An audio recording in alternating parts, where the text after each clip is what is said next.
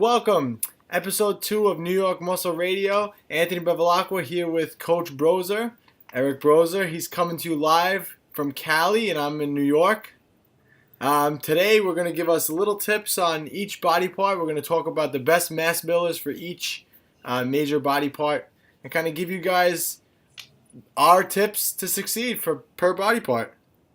Sounds like a good idea. Before we start, though, I'm curious to know, being that I'm in California and I'm looking outside, it's about 85 degrees and sunny. What's the weather like over there right now? It's 37. My car had a warning this morning that said, warning, icy conditions today. Oh, man. You So- see, I was in New York a couple of weeks ago, as you know, and it wasn't that bad. It was still like, we were having like 60-degree days and everything, so it wasn't too bad. And then I left. And it just plummeted. Yeah, nice. You took the Well, one there with you. got the New York Yankee cap on, so I'm still a New Yorker at heart, even though I'm here out in LA. I had a family party today, and I was talking to my cousin about moving to Florida, like, permanently, because that's something that I'm dying to do. You should do that. Dying. And I just was talking to him. I was like, can you imagine it never being cold? Because New York can get pretty cold, especially in the winter. Yeah, I mean, New York can be. I mean, the winters, I think, lately have been colder. Like, I think that we've had a lot of sub-zero temperatures there, and then you have like the wind chill factor, which a lot of people in Florida and California don't know what is a wind chill factor. They don't realize that it could say 30 degrees out, but when the wind blows, it feels like minus 10. Exactly. Now here we only know about it's an ocean breeze. I can't believe it's 85 there right now.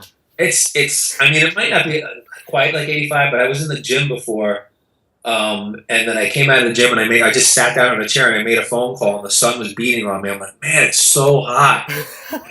Like, how funny it was, because I was talking to somebody from New York and she's like, it was my mom, and my mom was like, stop telling me it's so hot, it's freezing here.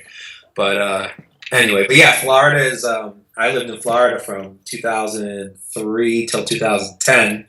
And that's another awesome place to go. So. Actually, I think Florida has like a winter advisory down there. It's like 40 degrees. So, everything closes for them. That's, I think it snowed there like years ago, like when it was like crazy weather and it snowed there and people were like staying in their house. They were afraid, they didn't know what it was and crazy stuff. So, but anyway, so that's a little bit about the weather, but let's talk a little bit about muscle building here. What body part would you feel like starting off with? Well, tomorrow, it's Sunday for us right now, so tomorrow's Monday, so we know what day of the week that is for everyone in the gym. Almost everybody in the world. Yeah. Everybody's doing chest tomorrow. Chest. So, go ahead. Right. You want to start? Yeah, I'll tell you what. So we're discussing today, like you said. We just let's just say that you had only one exercise you can do. For this body part, and you want to build maximum mass, and what body part it would be. So I know you got your dog over there. Mine's right here in the background right now. Thank goodness. Thank goodness Yogi's sleeping, my mutant bishop. My dog's eating her bed. Oh, I don't hear her. Yeah, because she's eating her bed. See the fluff? Oh, yeah. My dogs do that to their toys, and they just rip them apart. I don't understand. Like, they don't have their toy anymore. But anyway, so we'll give this a shot. So chest. My favorite chest exercise, and I get this question all the time, actually, specifically about my chest, because my chest is like my... Well, your chest is gigantic. It's like not even fair. That side chest pose that you have, the one that's on that big-ass banner for EFX, is ridiculous. Ridiculous. Yeah. Well, that's photoshopped, right? No, that's actually not photoshopped, which is why any side chest of mine, you can see the same chest. But anyway... in the beginning, my favorite chest body, my favorite exercise was the bench press, like anybody else, and I eventually was able to bench press 500 pounds for a rep at my best. That's ridiculous. But overall, I think that the Smith incline press has always been my favorite go-to chest exercise. I think that, first of all, I think most people are weak on the upper chest versus the lower chest. That tends to be the problem with most people. It's kind of easier to build that lower mass than the upper mass. You want to build that shelf on the top, so I like the incline. And although I like the regular incline press, there's something about the Smith machine for that movement that I just like to control. And I've always had a little bit better. That movement. I noticed that a lot of IFBB pros love the incline on the Smith machine. Yeah, it's popular. I don't like using the Smith machine for everything, but that's one of the ones that I like to use the Smith machine for. And when it comes to an exercise, like that, I always tell people to make sure that they're lined up properly so the bar's coming down, right by the chin, right to the top of the chest. You want to keep the chest up high. You want to keep the shoulders out and the elbows out wide. Make sure you get a full stretch at the bottom and push to full contraction. Control the movement on the way down. Oh, there's your dog. Control the movement on the way down, and then an explosive positive most of the times to fire off those type 2 fibers. And don't just with chest in general, people, as I'm sure you've seen as a trainer and being in the gym for as long as you have been, like me, you see people when it comes to chest training, they're very concerned about how much weight they're lifting and not as much concerned about performing the repetitions properly and getting enough repetitions. I mean, I don't know why guys tend to try to do so many singles on chest training. I want to see how much they can bench, how much they can incline, whatever, but you need reps in order to grow. So, but yeah, Smith incline is my favorite. What about you? I'm the total opposite. Actually, I do not like that movement. I don't like the Smith machine. I'm not comfortable on it. I don't think it fits me right. I feel it more in my shoulders and an ache. So that I don't even stay near that Smith machine. But everyone's built different. I would say my go-to exercise, I like a flat bench. I'm definitely a big fan of flat bench. Flat bench, just straight barbell flat bench? Yeah, just straight, old school flat barbell bench. I mean, you said you worked your way up to a 500-pound bench for a single. So, I mean, anything else to build mass, look at your chest. I mean, I hate to say that, but look what this guy did by doing this. But, I mean, what works. Everybody bench presses. Everybody barbell bench presses. I do think that's one of the best movements you can do. It also hits your shoulders and your tris, as we know. But it also, like you said, has to be done properly. And something that I also have been focusing on lately is my setup on the bench press. I think that a lot of people, they have their spotter lift the weight for them, hoist it over, and there's no real setup. A proper bench press, your feet are planted, your lats are engaged in the movement. There's a lot that goes into a bench press that most people don't even realize. Your core, the way your trunk is put. And I do think that makes a difference on your overall development as well.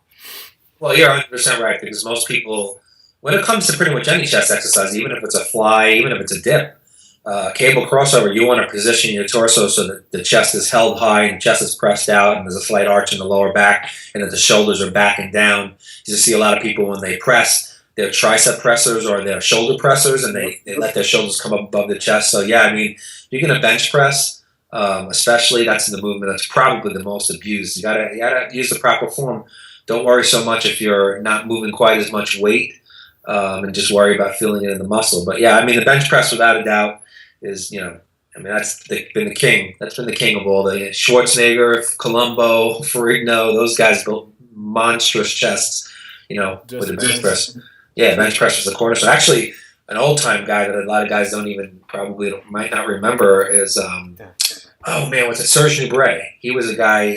He was in the French guy. He was in Pumping Iron. I think he placed third. He had a massive, amazing chest, and I had heard that he only bench pressed and did nothing else. That was all he did, like 20 sets of bench. I think his frequency was high too. Yeah, but I don't think he did any angles. I think he was mostly all bench press. So yeah, it's obviously an awesome. Well, movement. If you're tucking the shoulders down and back, like you said, I mean, I think we're staying on this topic a little longer than thought, but when you're tucking the shoulders down and back like that, you're engaging the chest more. When you have those shoulders rounded forward, you're not engaging the chest at all. Yeah, well, that's the key. I mean, that's where most people miss out. All right, so let's move on to another thing. Let's talk about mass for the back. So let's talk about the back as a whole.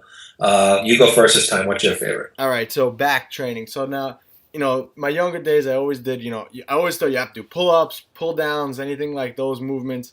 I actually found for me through the years, what works best for my back is definitely rows. Any type of rowing movement is definitely better for my back, for me personally, than a pull-down. I still do my pull-downs, but as far as overall development of my back, I've noticed a huge difference doing more rows than pull-downs. You say rows, do you mean like barbell rows? Barbell rows, dumbbell rows, any type of row. Actually, what I've been doing lately is a lot of braced rows. I have a big U-bar, a barbell, it's a U-bar, just has a big U in the middle. Right, and I've been setting that up with a regular bench and just kind of doing like a pendulum row off that, and I really have noticed a huge difference in development that way. I think when I do, and a lot of people also, I guess, can be included in this, When you do regular barbell rows, you can definitely get really cheaty, and you could really end up, pretty much standing up, shrugging the weight as opposed to actually rowing it. Yeah, yeah. So I definitely think, coming down, like you said, leaving your ego at the door earlier, and just really focusing on getting a good contraction on the top.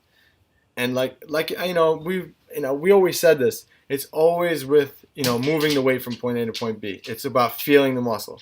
You have to feel the muscle working, and I think that's what makes all the difference. But for me personally, rows over any pull down movement is really what makes a difference. Have we actually been talking for 25 minutes already? We were talking prior. We're recording for 10. Oh, wow. No wonder, that's right. I was like looking at him going, how did 25 minutes go by? Okay, so yeah, I mean, I think that's a really interesting movement, the one that you're talking about there, because you can, even though you have the bench involved, you can really bring those elbows nice and far back because you have the U shape under there, so it's not like a bar hits the bench. Yeah, I agree with you on the rows. I was going to ask you though, do you have a preference between overhand or underhand rowing, or do you like both? Or I think for me, overhand definitely hits more the middle of the back, middle, upper back. When I switch it to an underhand grip, I'm feeling it definitely a lot more in the lats. I know that for me personally, that's where I feel it. So when I want to engage more of the lats, I'll switch to more of an underhand grip, and I'll use more of those movements. I can even do them braced like that also. Or if I want to feel more of the upper back, then I'll switch my grip, or I'll use dumbbells in a braced position also. And obviously deadlifts is something that I'm doing too. But as far as overall back development, I think that those rows, for me, king.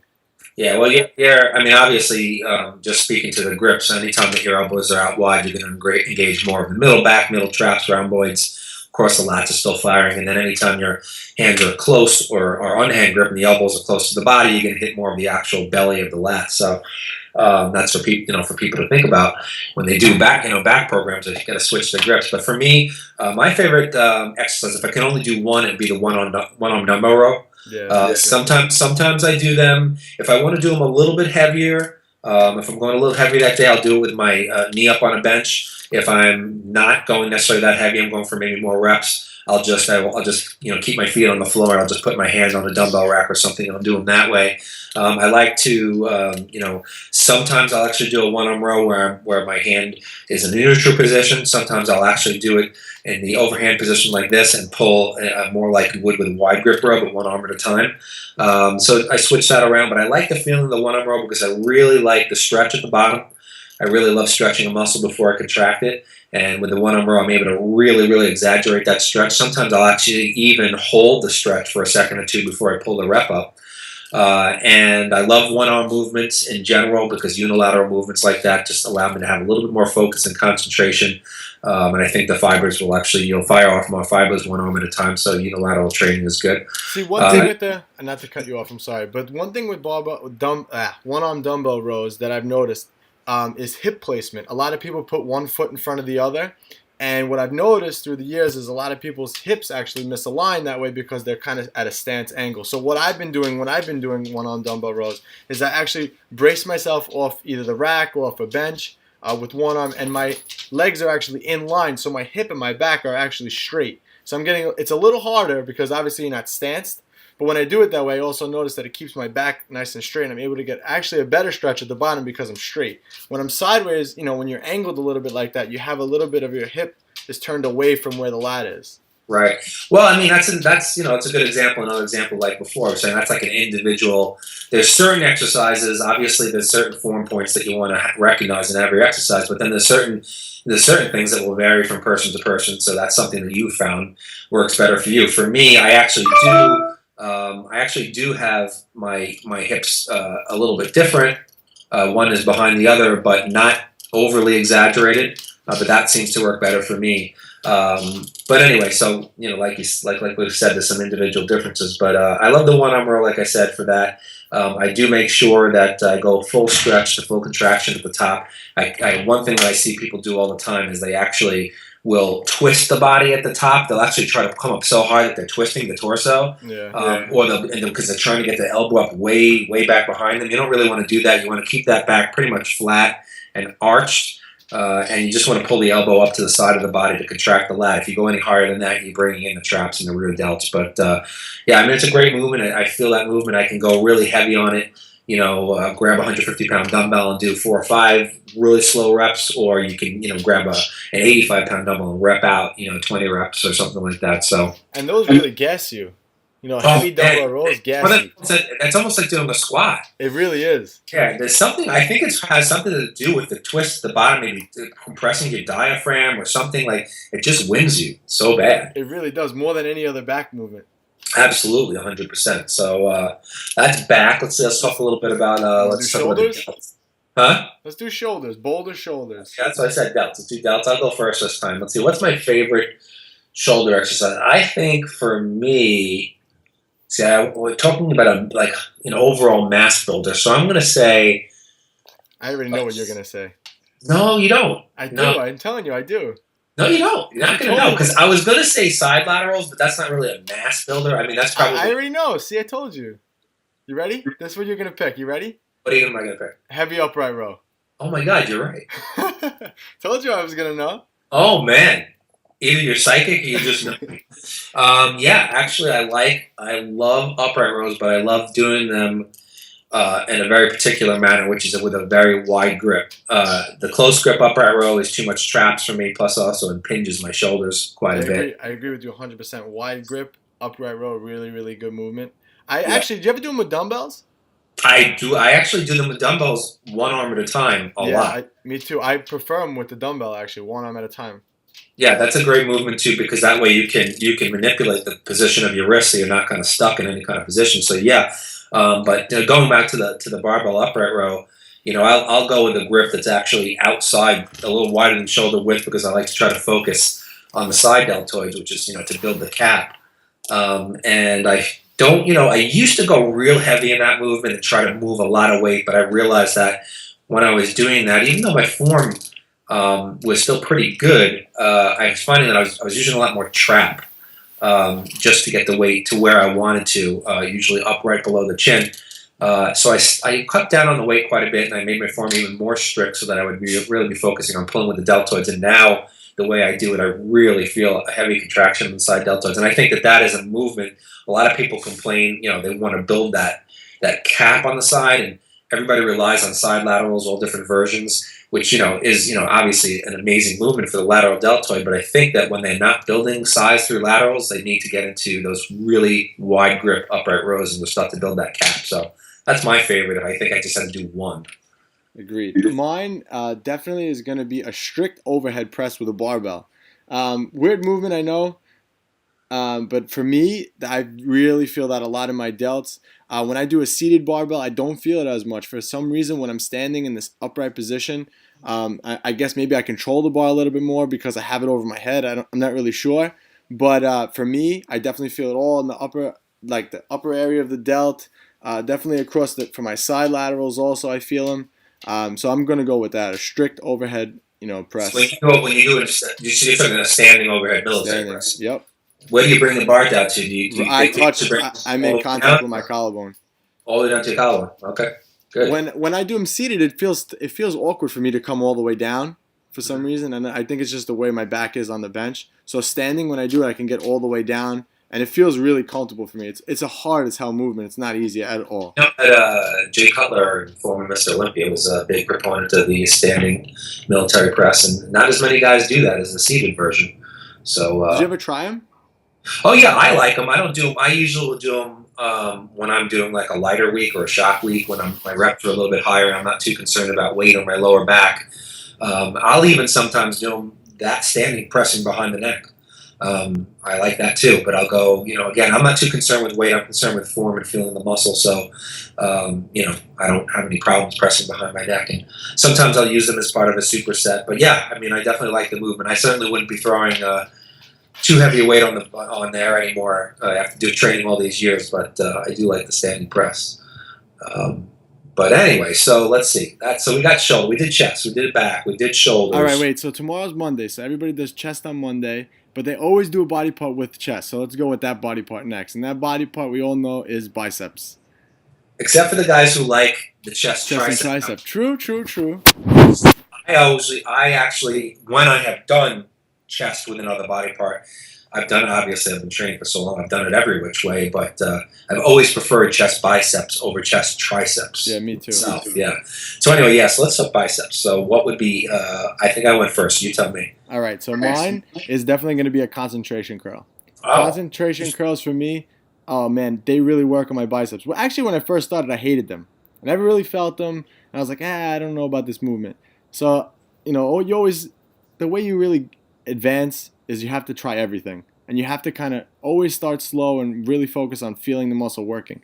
So when I actually started doing concentration curls religiously again, I started on a very lightweight, maybe 20, 25 pounds, and I really focused on squeezing on top. And it really made a huge difference to my arms. Like huge, like a lot, like more noticeably than anything else. You know, sometimes we read these things in these magazines, and you know, oh, you have to do barbell curls. For me, barbell curls just kill my wrist. I don't feel that in my biceps as much as a concentration curl. And actually, there's a lot of research that shows that a concentration curl, you know, through like EMG studies and such, that they actually activate the bicep more than any other bicep movement. So for me, a concentration curl, and I do them just the same way Arnold did them, standing position, bent over. That's what I was going to ask you, yeah. One arm on one leg, you know, and the other arm hanging. And another thing that I do, I always focus on the bottom of contracting my tricep. Because as you know, when you contract the opposite muscle, you're pulling that muscle that you're working, you know, you're stretching it all the way. So I always, you know, contract the tricep at the bottom. I bring it up, I squeeze the bicep, and then I repeat.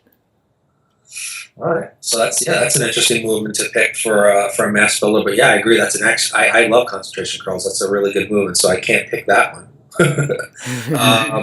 Biceps is a tough one for me.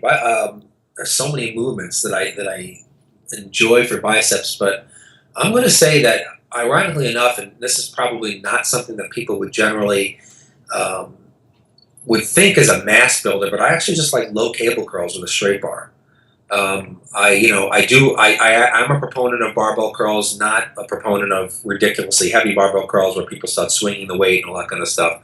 Very, very strict, but I actually prefer to curl with a straight bar on a low cable, and I think it's because I feel the contraction at the top, since you know the cable obviously has resistance still pulling at the top. I like to have that feeling of that contraction at the top, and I like the ability that you can kind of manipulate the way you have your torso. You can lean forward a little bit and make it almost a little bit more like a concentration curl type of a feeling, or you can lean your torso back, bring your arms out, have a little bit more of a stretch at the bottom. So I like the versatility of the low cable curl. And I always like doing it with a straight bar. I don't really like doing it with the cambered bar where your hands are this way. I like them to be out like this. And if I could find a straight bar that's like a long, which some gyms have them, we have it here at Gold's Gym in Venice, very long straight bar that people use for lat pull downs. I like that bar because I can switch my grip from very wide to very close on the cable. Sometimes I can do like a superset and do wide grip to close grip or close grip to wide grip. But like with any curling movement, form should be strict, control on the way down, full contraction at the top. There's no reason to be moving the shoulders all the way at the top like some people do. That's just contracting the front of the delts. So keep the elbows tucked into the side, and very, very strict movement. But I'd say the low cable curl, if I just had one to do, that'd be my pick. The good thing about the cable curl is it keeps the tension on the muscle the whole time. With a barbell, at the bottom, you have no tension on the bicep unless you're squeezing the tricep, like I said earlier. But with a cable, it's just there the whole time. You can't escape it. So that's the one good thing. And I like that. It's a good movement. I should try that. It's definitely a good movement. I like that feeling of having the pull on the biceps right from the beginning all the way to the end of the movement. So that's my pick. What about, let's go the opposite way. Let's talk about triceps. Let's see. You went first, so I'm going to pick this time just in case you want to take my movement from me. Triceps. For me, triceps I absolutely love, and this is another one that I will do this with a barbell, but most of the time I'm training alone, so I don't do it with a barbell, and I do it on the Smith, and I really like it on the Smith, and that is a close grip bench press. I absolutely love. What? You took mine. Yeah, you see, that's why I went first. Wanted to make sure. I really like the close grip bench press for building tries. I would say that if I could only do it one way, it actually would be on the Smith for me, and the reason why I like the Smith more than the barbell is because I feel that I position my body on the Smith machine, and when I press, well, first of all, let's just talk about the grip width. Some people feel that they like to do a close grip bench press, and it's really not that much closer, much wider than, and where the bench press regularly, I actually like to come in pretty close. So if your wrists can tolerate coming in very, very close, I like to do that. I don't seem to have any problem with my wrist. I like to bring the bar down just below the bottom of my pecs. And on a Smith machine, what I like to do is, as I'm pushing the bar, instead of pushing straight up, even though the bar is going to go straight up, or whatever angle the Smith is at, it's going to go. But I actually like to push against the bar, like as if I was trying to push away from my body. So I'm not just pushing straight up, but I'm pushing out and away, even though the bar is still moving up. Like a decline? I guess it would be like as if you were on a decline. And obviously, like I said, since it's you can't do it with a free weight barbell, because if you try to push away, you're going to push away, you're going to lose balance, it's going to fall on you. But you can do it with a Smith. It's almost like pushing against the weight like that. Yeah. I feel a much stronger contraction in my tricep than when I push straight up. So that's why I really like to do it on the Smith machine. I've always been able to go real heavy on that movement comfortably. I mean, I've used up to not anymore, but I mean, I could probably still go 3 plates on the side and get 6 good reps. Wow. Moving it slow, and I just keep the elbows. I always get full range of motion. I bring it all the way down to my lower chest. My hands, touch my chest. Keep the elbows tucked in tight, and I press to a full contraction. And I make sure I squeeze the triceps at the top. And sometimes the great thing about the Smith machine too is that you can finish off a set when you know that you failed completely. You can kind of do like half reps just at the top and be safe to do that, because you just flick it right back on there. And even just working right at the top of the movement is where the triceps contract at the top, so you can get some extra out of there. So I definitely think that for pure mass, you can't beat that movement. All right, mine. Now that you don't have the Smith, they don't have the close grip anymore, what's going to be kickbacks? No, I'm kidding. Yo, you're a psychic. Is it going to be kickbacks? Yeah. Oh. I'm not kidding. Kickbacks, dumbbell kickbacks. I do think that's definitely an underrated movement for triceps. I know we're talking mass builders here, but I think whatever works is whatever you're going to feel the most in your tricep. Whatever gives you that really good solid pump, and you could progress with weight on, is going to put the muscle on. So I definitely think that kickbacks are an underrated movement that really can add a lot of mass to your triceps. I feel them all the way from elbow all the way up into the delt. Again, it's doing it nice and slow, controlled. I do one arm at a time. And I really like to make sure I'm holding that extension at the top.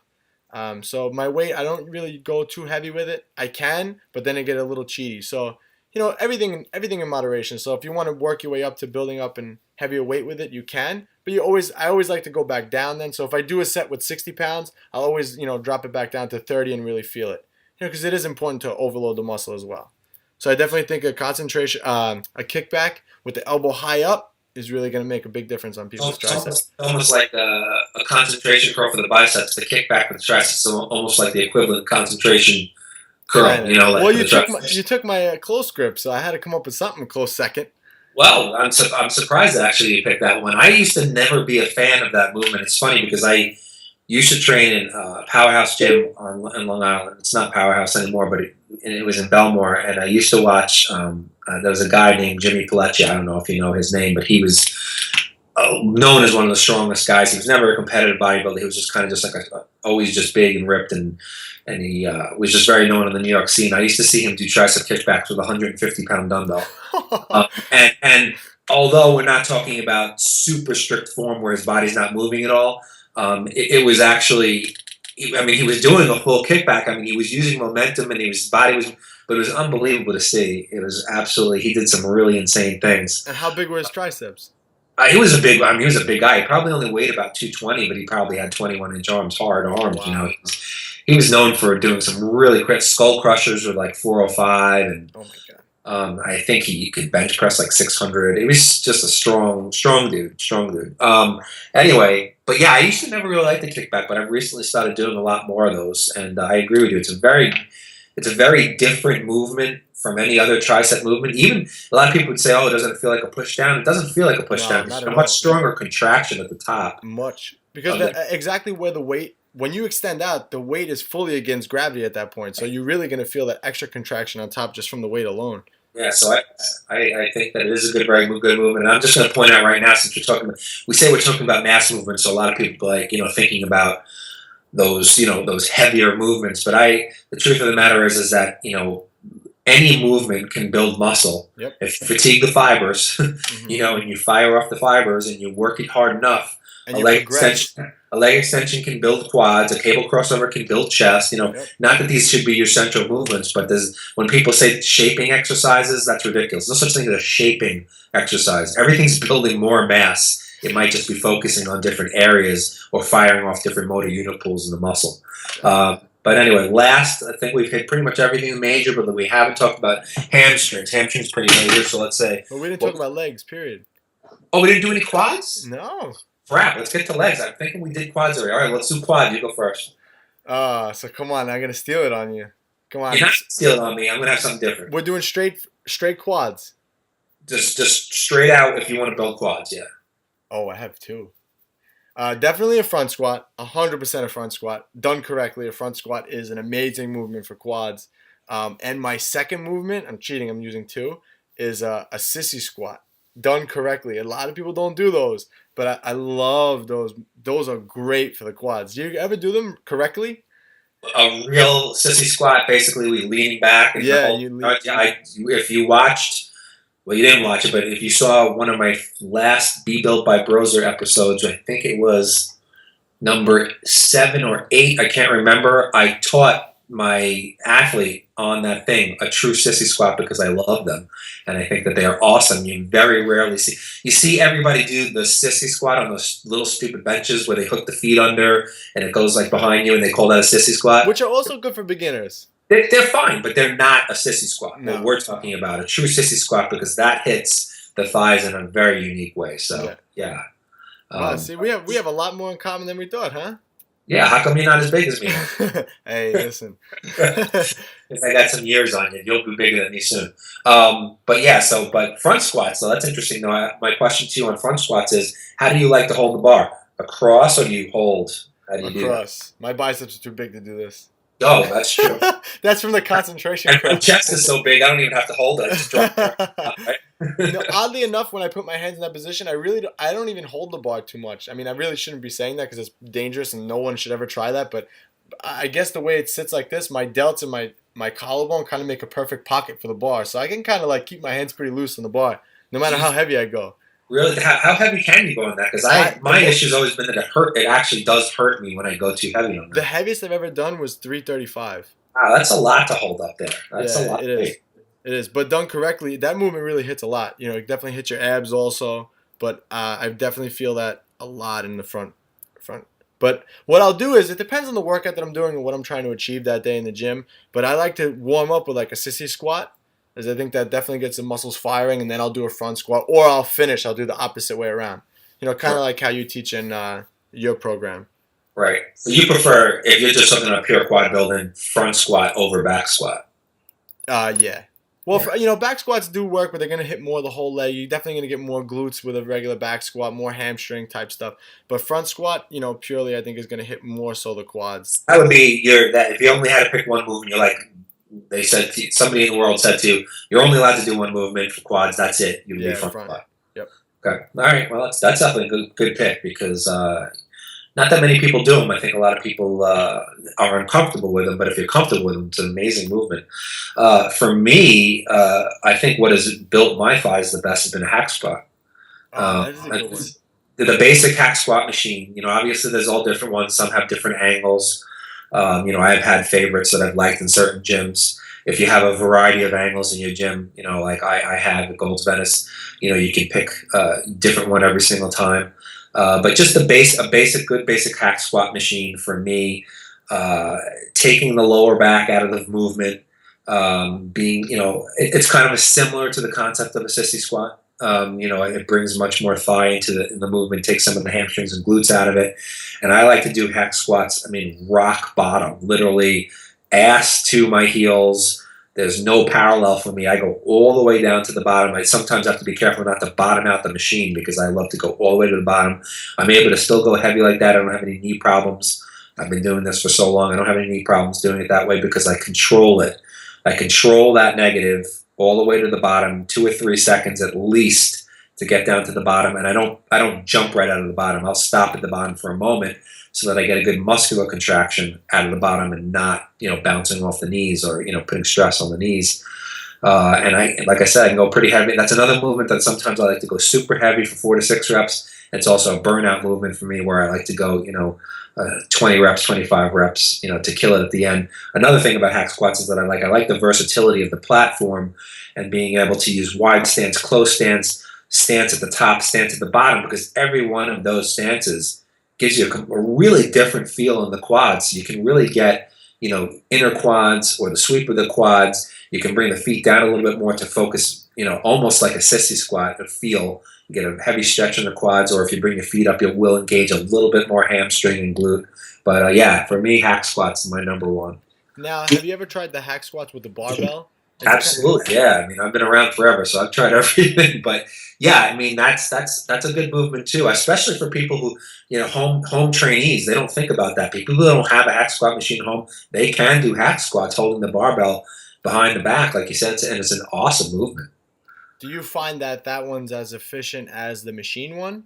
No, for me, it's the machine because, again, when you have to hold the barbell behind your back, there is, the matter of having to focus on holding the weight. There's balance. If you start to go too heavy, the plates can hit the floor. If you're able to go heavy, it's hard to, get a full range of motion sometimes. Sometimes it turns into a little bit more of a deadlift.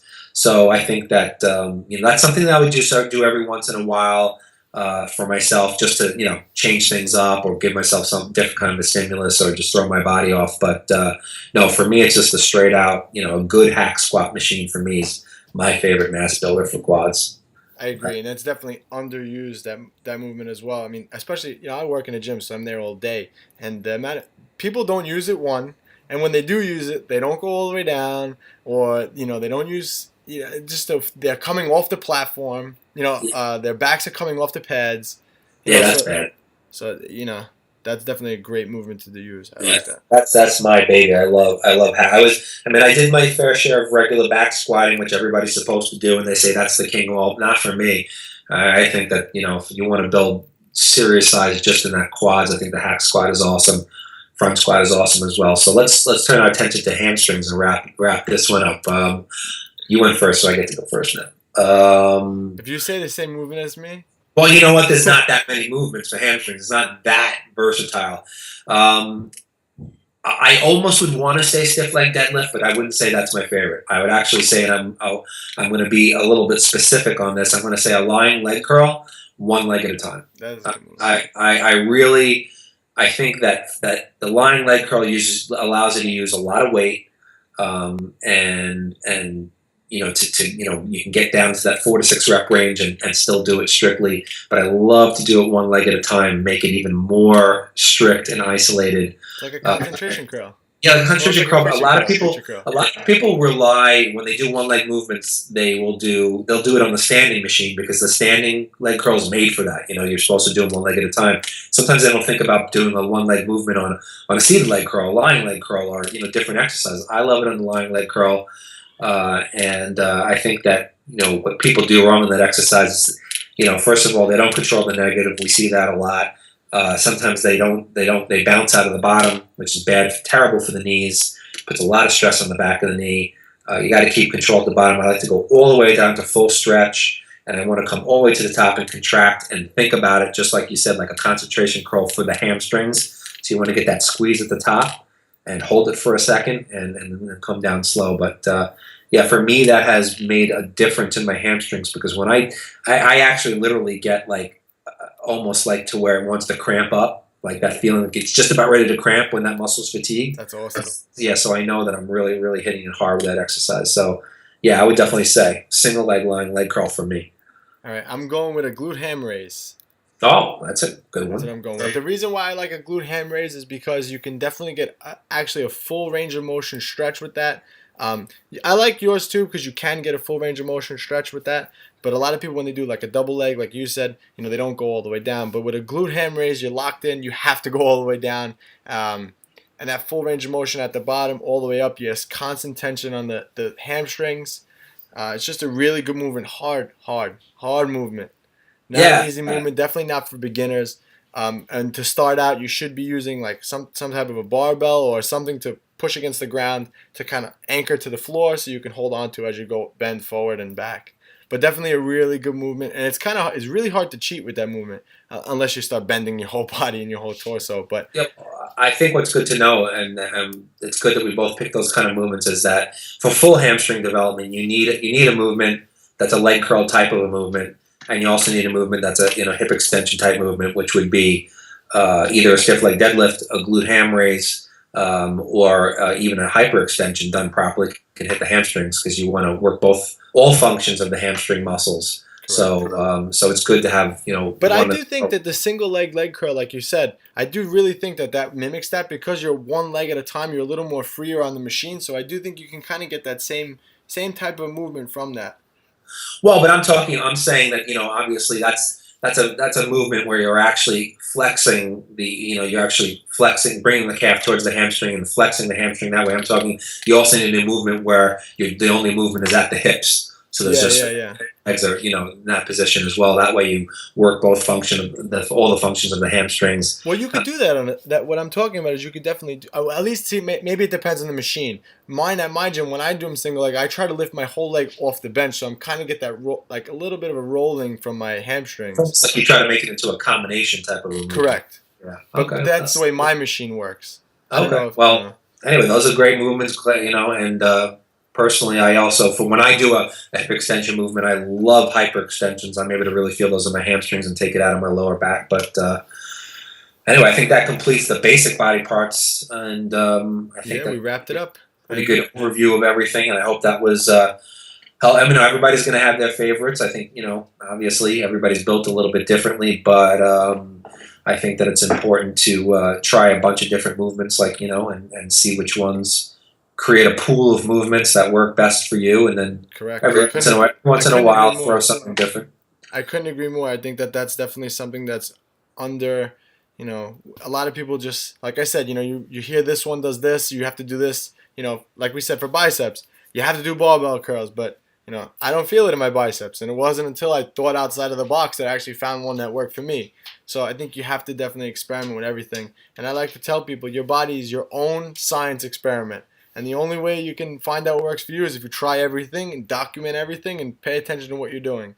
Yep, yeah, absolutely. You read, you can listen to the best experts in the industry. You can listen to pro bodybuilders. You can listen to whoever you want, the biggest guy in the gym. Everybody's going to tell you what exercise worked for them. That doesn't mean they're going to work best for you. You got to experiment, like you said, and find out, what fits your body. Don't be lazy. Don't be the kind of person who only does leg extensions for quads because you don't feel like getting under a squat bar or on a leg press and throwing some weight on there. That's silly. You see a lot of kids who the first thing they do is they go into the gym and they do cable crossovers for 10 sets when they should really they have no mass on their body. They should be doing some bench presses and inclines and those types of things. So don't be lazy, but definitely find out which movements work best for you. And, we were just talking today about which ones, we enjoy the most. So, it'd be interesting. We hope you guys learned something from us today. So make sure you give us a review on iTunes. Comment below if you guys have any questions. I'm shouting out as he's talking to EFX Sports. All American EFX. Great. Let's go for supplements. Give us a review, comment. You can email us. Eric, give them your email address so they can email you if they have any other questions for further episodes. I would love to do just a Q&A episode also for our listeners. Find either one of us on Facebook. If you Google our names, you'll come up with our Facebook accounts. And I have more than one, so just feel free to get me on there. Or you can email me at bodyfx2@aol.com. BODY, the letter F, the letter X, the numeral 2 at AOL.com. And you guys can find me at abfitnesstrainer.com, or you can email me directly at certifiedpt87@aol.com. So again, we're looking forward to your questions. Any comments, anything you guys want to hear, let us know. Because we're doing this for you. We're not doing this to talk to each other. No, how much do I really want to talk to you? This is totally for the people. All right, guys. Thanks for watching. All right. Take care, guys.